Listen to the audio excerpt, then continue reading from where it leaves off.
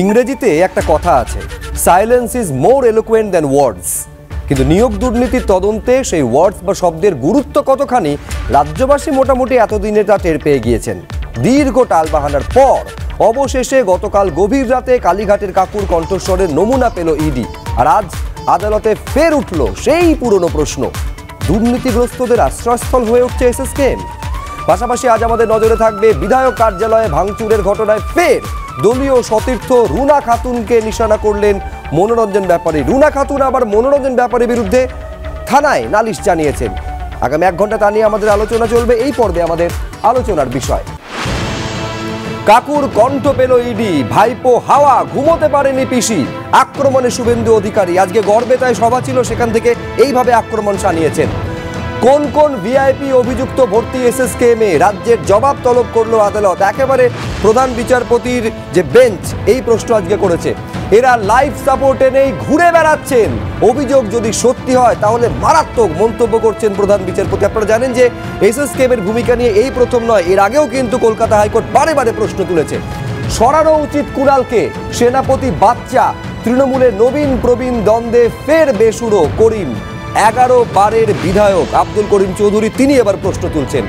বিধায়ক কার্যালয়ে ভাঙচুর, ফের মনোরঞ্জনের নিশানায় যুব তৃণমূল নেত্রী। পাল্টা থানায় নালিশ জানাচ্ছেন রুনা খাতুন। তৃণমূলের অন্দরে একেবারে এই বিতর্ক প্রতিদিন যেন বাড়ছে বলে মনে হচ্ছে। কিন্তু শুরুতে আপনাদের দেখাতে চাইবো যে সেই প্রভাবশালী তত্ত্ব আবারও দলের অন্দরে সামনে আসছে এবং তুলছেন খোদ তৃণমূল বিধায়ক। দলে প্রভাবশালী দম্পতির বিরুদ্ধে মুখ খোলার পরই বলাগড়ে তৃণমূল বিধায়ক মনোরঞ্জন ব্যাপারীর যে অফিস, অর্থাৎ একেবারে বিধায়কের কার্যালয়, সেখানে ভাঙচুর চালানো হয়েছে। জিরাটে এই বিধায়ক কার্যালয় রয়েছে, সেখানে ভাঙচুর চালানো হয়েছে। শুধু তাই নয়, বিধায়ক ঘনিষ্ঠ তৃণমূলের পঞ্চায়েত সদস্যের বাড়িতে হামলা চালানো হয়েছে, এমনকি তার স্বামীকে মারধর পর্যন্ত করা হয়েছে বলে অভিযোগ। আর অভিযোগের নিশানায় রয়েছেন যিনি অভিযুক্ত, তিনি যুব তৃণমূলের রাজ্য সম্পাদক এবং হুগলি জেলা পরিষদের সদস্যা রুনা খাতুন। আশঙ্কা সত্যি হলো, রুনা এবং তার স্বামী অরিজিতের দলবল আমার কার্যালয়ে হামলা চালালো। ফের অভিযোগ করছেন মনোরঞ্জন ব্যাপারী, আমাকে সামনে পেলে হয়তো খুন করে দিত। ভাঙচুরের পর এবার পাল্টা দেওয়ার সময় এসেছে। বলাগড়ে ফিরছি, এবার খেলা জমবে। হুঙ্কার দিয়েও বলাগড়ে ফিরলেন না মনোরঞ্জন। অর্থাৎ কোথাও না কোথাও এইটা স্পষ্ট করে দিচ্ছেন যে নিরাপত্তার অভাব। প্রতি মুহূর্তে একজন নির্বাচিত জনপ্রতিনিধি, একজন শাসক দলের জনপ্রতিনিধি প্রতি মুহূর্তে সেই অভাবটা অনুভব করছেন, যার জন্য হুঙ্কার দিচ্ছেন ঠিকই, কিন্তু বলাগড়ে নিজের নির্বাচনী ক্ষেত্রে, নিজের নির্বাচনী এলাকায় ফিরতে পারছেন না মনোরঞ্জন ব্যাপারে। একবার দেখাবো কি বলছেন তৃণমূল বিধায়ক। এরা আমার সঙ্গে যারা থাকে, যারা আমাকে সমর্থন জানায়, প্রত্যেক এদের আক্রমণের লক্ষ্যবস্তু। চম্পাকে আক্রমণ করেছে, ওর স্বামীকে পিটিয়ে হাসপাতালে ভর্তি করে দিয়েছে। দেখি দল কি করে, দলের দিকে তাকিয়েছি। দলকে জানিয়েছেন? দলকে জানানো হয়েছে। কাকে জানিয়েছেন?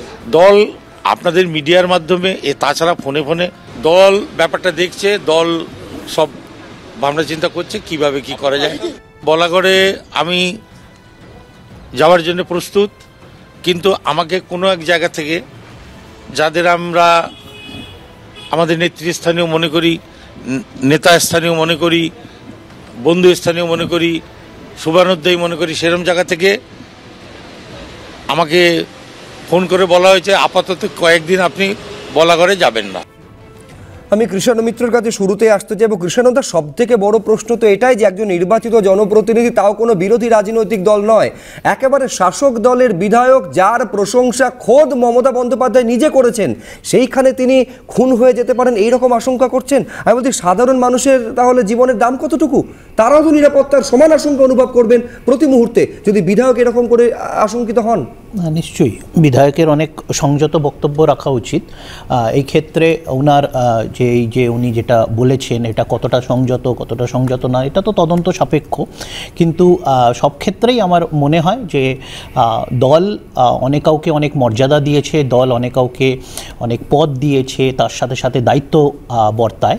তো সুতরাং একটু বক্তব্যের ক্ষেত্রে এই জিনিসগুলো মাথায় রাখা উচিত। এর অতিরিক্ত দলীয় নেতৃত্ব আছেন, এটা একটা হুগলি জেলার ব্যাপার, সেখানকার যিনি জেলা সভাপতি আছেন তিনি ব্যাপারটা দেখবেন এবং তারপরে ঊর্ধ্বতম কর্তৃপক্ষ দেখবেন। এই একেবারে মনোরঞ্জন ব্যাপারই বলছেন যে দলের সেই ঊর্ধ্বতন কর্তৃপক্ষ এলাকায় না যাওয়ার নির্দেশ দিয়েছেন। আমি বলছি তাহলে তো এতটাই প্রভাবশালী, যেটা বলে আসছেন মনোরঞ্জন ব্যাপারী যে রুনা খাতুন এবং তার স্বামী, যে এতটাই প্রভাবশালী, তাদের ভয়ে যিনি এলাকার বিধায়ক তিনি যেতে পারছেন না, তাহলে যাদের জন্য যেতে পারছেন না তাদের বিরুদ্ধে ব্যবস্থা নেওয়া উচিত। ওনার ভয়টা কতটা সংযত আমি তো প্রশ্ন করলাম। তার কারণ হচ্ছে উনি তো অনেক কিছু লিখেছিলেন, আবার উনি নিজেই উইথড্র করে নিয়েছেন। তার মানে উনি যে অভিযোগটা প্রথমবার করেছিলেন সেই অভিযোগ থেকে উনি নিজেই সরে এসেছেন। না, যে অভিযোগ থেকে সরেননি সেটা হচ্ছে তিনি যে কোনো সময় খুন হয়ে যেতে পারেন বলছি তো, আজও বলেছেন এবং আজও পোস্ট করেছেন। এই যে ধারণাটা উনার হয়েছে, এই ধারণাটা কতটা সংযত এটাকে আমি প্রশ্ন করছি। যেরকম উনি আগেও কিছু প্রশ্ন তুলেছিলেন সংবাদ সোশ্যাল মিডিয়াতে, সামাজিক মাধ্যমে, তারপরে উনি সেটা উইথড্র করে নিয়েছেন, ডিলিট করে দিয়েছেন। তার মানে উনি সেই সেটা হচ্ছে একেবারে রুনা খাতুনকে করা মন্তব্য সম্পর্কে, এটাও যে কালকে উনি ডিলিট করবেন না তার তো কোনো মানে নেই।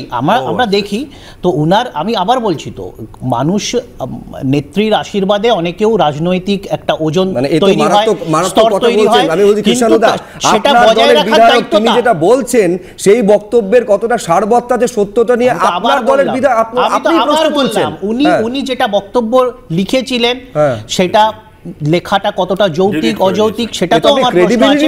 এবার উনি সেটাকে নিজে ডিলিট করেছেন, তার এই ক্ষেত্রেও উনি দেখি যে উনি আগামী দিন এটাতে কতটা দাঁড়িয়ে থাকবে। আচ্ছা, শতরূপ ঘোষ, আসলে মুশকিলটা হচ্ছে আমাদের মস্তিষ্কের কিবোর্ডটা তো তৃণমূলের পার্টি অফিস থেকে চলে না, তাই ওরা ডিলিট করলেই কোনো কিছু আমাদের মস্তিষ্ক থেকে, আমাদের স্মৃতি থেকে ডিলিট হয়ে যাবে এমন নয়। আমি একটা কথা বলি শুভ্র, কৃষ্ণদার একটা কথা খুব সঠিক, যে একজন বিধায়ক, তাকে দল অনেক মর্যাদা দিয়েছে, অনেক সুযোগ দিয়েছে, তাহলে সেই বা দলকে পয়সা ইনকাম করার সুযোগ দেবে না কেন?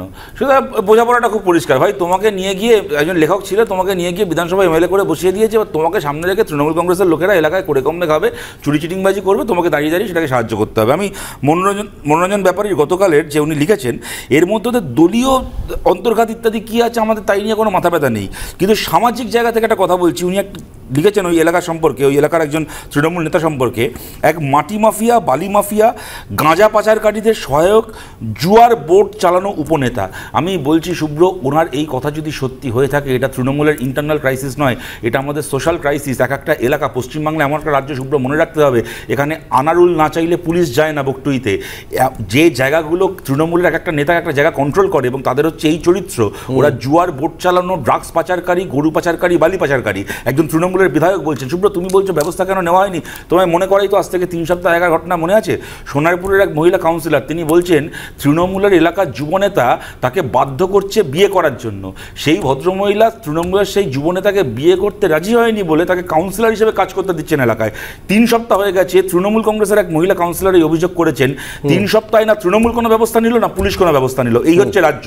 এখানে প্রসঙ্গটা উত্থাপন করলো তৃণমূলের মধ্যেও একেবারে মাটি মাফিয়ার কথা বা জুয়ার কথা, এইখানে পর্যন্ত সম্ভবত এবিপি আনন্দের সঙ্গে কথা বলার সময় এবং ফেসবুকে বলছেন যে খোদ মমতা বন্দ্যোপাধ্যায় এর বিরুদ্ধে বারে বারে বার্তা দিয়েছেন, এগুলো তিনি পছন্দ করেন না, তারপরেও সেই কাজ চলছে। আমি বলছি তার মানে সোজা কথা, আমি বলছি এখনো আপনি প্রশ্ন তুলছেন কতটা সত্যি বলছেন না বলছেন। সত্যি বলে যদি ধরে নেওয়া হয় তাহলে তো এটা বলতে হবে, তাহলে এটা বলতে হবে খোদ তৃণমূল নেত্রীর বার্তা পর্যন্ত দলের স্তরে পৌঁছচ্ছে না, বা পাত্তাই দিচ্ছে না। সবাই তো কলেজ লাইফ থেকে রাজনীতি করে রাজনীতিক ঘরানা বুঝে এসছে তা তো নয়। উনি এসছেন অন্য একটা জগৎ থেকে এসছেন, ওনার এই রাজনীতিটা বোঝা কতটা সম্ভব হয়েছে উনি নিজে স্বীকার করেছেন যে উনি রাজনীতি বোঝেন না সেইভাবে। তো উনার কি বোঝা থেকে উনি একটা ভুল বুঝেছেন, তারপরে উনি একটা ভুল লিখেছেন, তারপরে উনি স্বীকার করেছেন। এই ক্ষেত্রে এলাকায় ঢুকতে পারছেন না, না এলাকায় ঢুকতে পারছেন বলেননি, উনি বলেছেন যে উনি যাচ্ছিলেন, কিন্তু ওনাকে বারণ করা হয়েছে, উনি সেই ওই বারণটাকে উনি শিরোধার্য করেছেন। এটা বিষয় নয়। তো শুভ্র, কলেজ লাইফ থেকে তৃণমূলে, কলেজ লাইফ থেকে রাজনীতি না করে তৃণমূলে হুট করে নেতা হয়ে গেছেন খালি মনোরঞ্জন ব্যাপারই নয়, না বলছি আর কি ম্যাচুরিটি তো বুঝতে পেরেছি। আমি বলেছি কেউ রাজনীতি করে পাশেই বসে আছি, শুনতে পেয়েছি। কলেজ লাইফ থেকে রাজনীতি না করে তৃণমূলের সঙ্গে অভিষেক ব্যানার্জি সম্পাদক হয়ে গেছে, সুতরাং সেটা প্রশ্ন না। প্রশ্নটা হচ্ছে এখানে শুভ্র পরিষ্কার যে কথাটা এখানে বলা হচ্ছে, মনোরঞ্জন ব্যাপারীকে আমি এটা বলছি, উনি বলছেন যে মমতা বন্দ্যোপাধ্যায় বারবার বার্তা দিয়েছেন গরু পাচার বালি পাচারের বিরুদ্ধে। আবার গরু পাচারকারী বালি পাচারকারী যে এখন জেল খাটছে সেই অনুব্রত মণ্ডলের পাশে দল আছে, এই বার্তাটাও মমতা বন্দ্যোপাধ্যায় দিয়েছেন। মুশকিলটা হচ্ছে মমতা বন্দ্যোপাধ্যায় যা বলেন তা আমরা বিশ্বাস করি না, কারণ উনি যা করেন তা আমরা চোখে দেখতে পাই। উনি বালি পাচারকারী, চাকরি বিক্রিকারী তাদের পাশে চিরকাল থেকেছেন। ওনার প্রশ্রয় বালি পাচার, গরু পাচার, চাকরি চুরি হয়েছে পশ্চিমবাংলায়। এখন মনোরঞ্জন ব্যাপারীও জানেন যে ওখানে কুলদেবতাকে তুষ্ট রাখতে হবে, মমতা বন্দ্যোপাধ্যায়কে ভালো বলতেই হবে। উনি ওই জায়গাটাকে বাঁচিয়ে রেখে এবার বাকিদেরকে যা বলার সেই চেষ্টা করছে। এই আমরা যে ঘটনাটা দেখছি শুভ্র, যেটা নিয়ে আলোচনা করছি, ঘটনাটা এক্স্যাক্টলি কি? একটা এলাকায় পশ্চিমবাংলায় বেআইনি বালি পাচার, জুয়া সাট্টা ঠেক চালানোর অভিযোগ তৃণমূলেরই একজন বিধায়ক করেছেন। রাজ্যের সরকার এবং পুলিশ তার অভিযোগের ভিত্তিতে জুয়া সাট্টার ঠেক ভাঙা, বালি পাচার বন্ধ করা এবং অপরাধীদেরকে গ্রেপ্তার করার বদলে রাজ্যের হায়েস্ট লিডারশিপ, গভর্নমেন্টের হায়েস্ট অর্ডার থেকে সেই বিধায়কের কাছে নির্দেশ চলে গেছে আপনাকে ওই এলাকায় আর ঢুকতে হবে না, ওখানে যেরকম চলছে চলুক, আপনি কলকাতায় আপনার বাড়িতে বসে থাকুন। এবার আমার প্রশ্নটা হচ্ছে, সেক্ষেত্রে ওখানে জুয়া সাট্টার ঠেকের টাকাটা কি শুধুমাত্র ওইখানকার তৃণমূল নেতাদের পকেটেই যাচ্ছিল নাকি কালীঘাটে ক্যামাক্সিডেও যাচ্ছিল, যে কারণে মনোরঞ্জন ব্যাপারীকে বারণ করে দেওয়া হলো ওখানে পা রাখতে?